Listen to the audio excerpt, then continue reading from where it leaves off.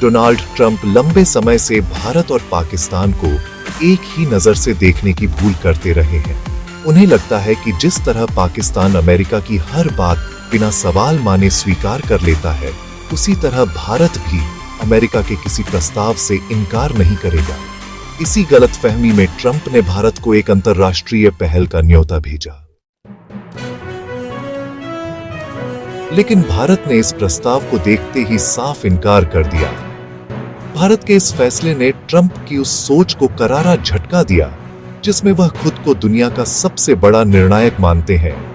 Trump चाहते थे कि भारत भी उनके इशारों पर चलने वाले देशों की कतार में खड़ा हो जाए, लेकिन भारत ने एक बार फिर साफ कर दिया कि वह अपनी विदेश नीति किसी दबाव में तय नहीं करता।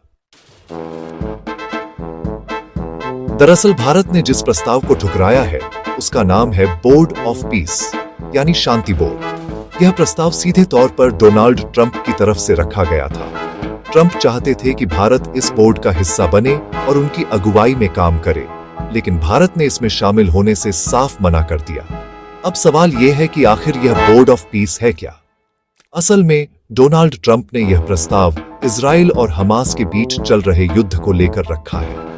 खास तौर पर गाजा में जारी तबाही और मानवीय संकट को इसका आधार बताया गया है। ट्रंप का दावा है कि इस बोर्ड के जरिए गाजा में शांति स्थापित की जाएगी, शासन व्यवस्था को मजबूत किया जाएगा और युद्ध के बाद पुनर्निर्माण को बढ़ावा दिया जाएगा। ट्रंप यह भी कहते हैं कि यह बोर्ड केवल गाजा तक सीमित नहीं रहेगा, बल्कि दुनिया के उन इलाकों में भी हस्तक्षेप करेगा जहां भविष्य में संघर्ष की आशंका बनी रहेगी। लेकिन यहीं से भारत की चिंताएं शुरू होती हैं, क्योंकि यह बोर्ड संयुक्त राष्ट्र जैसे किसी वैश्विक मंच के तहत नहीं बनाया जा रहा, बल्कि यह पूरी तरह ट्रंप की सोच और उनकी निगरानी में तैयार किया गया ढांचा है। यही बात भारत को सबसे ज्यादा खटकती है। सबसे बड़ी आपत्ति इस बोर्ड की अध्यक्षता को लेकर है। जानकारी के अनुसार इस बोर्ड का अध्यक्ष खुद डोनाल्ड ट्रंप को बनाया गया है और यह पद केवल उनके राष्ट्रपति कार्यकाल तक सीमित नहीं होगा। नियम यह है कि ट्रंप चाहे सत्ता में रहे या नहीं, वह इस बोर्ड के अध्यक्ष बने रहेंगे। उन्हें हटाने का अधिकार तभी होगा जब वह खुद इस्तीफा दें या फिर कार्यकारी बोर्ड के सभी सदस्य उन्हें अयोग्य घोषित करें। लेकिन यहाँ भी एक पेच है, क्योंकि कार्यकारी बोर्ड के ज्यादातर सदस्य ट्रंप द्वारा ही चुने जाएंगे।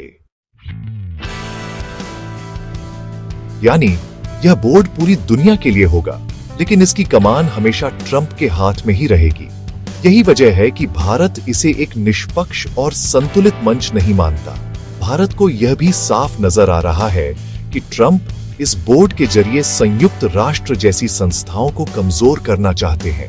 ट्रंप पहले भी कई बार संयुक्त राष्ट्र की भूमिका पर सवाल उठा चुके हैं। अब वह एक ऐसा नया ढांचा खड़ा करना चाहते हैं जिसमें अमेरिका सर्वोच्च शक्ति हो और बाकी देश केवल उसके निर्देशों का पालन करें।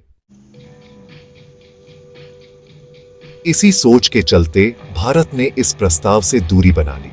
इसके पीछे एक और बड़ा और व्यावहारिक कारण भी है। भारत और इजराइल के रिश्ते सिर्फ कूटनीतिक नहीं, बल्कि रणनीतिक और आर्थिक भी हैं। दोनों देशों के बीच रक्षा सहयोग लगातार मजबूत हुआ है।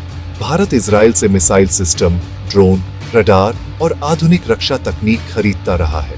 हाल के वर्षों में दोनों देशों के बीच रक्षा सौदों का आंकड़ा कई अरब अमेरिकी डॉलर तक पहुंच चुका है। इसके अलावा कृषि तकनीक, जल प्रबंधन, साइबर सुरक्षा और स्टार्टअप क्षेत्र में भी दोनों देश मिलकर काम कर रहे हैं। ऐसे में अगर भारत बोर्ड ऑफ पीस जैसे मंच का हिस्सा बनता, तो इससे भारत और इजराइल के बीच बने संतुलित संबंधों पर असर पड़ सकता था। भारत फिलिस्तीन के अधिकारों का समर्थन करता है, लेकिन साथ ही अपने राष्ट्रीय हितों से समझौता नहीं करता। भारत किसी भी पक्ष के खिलाफ खुलकर खड़ा दिखना नहीं चाहता। उसकी विदेश नीति संतुलन और रणनीतिक स्वायत्तता पर आधारित है।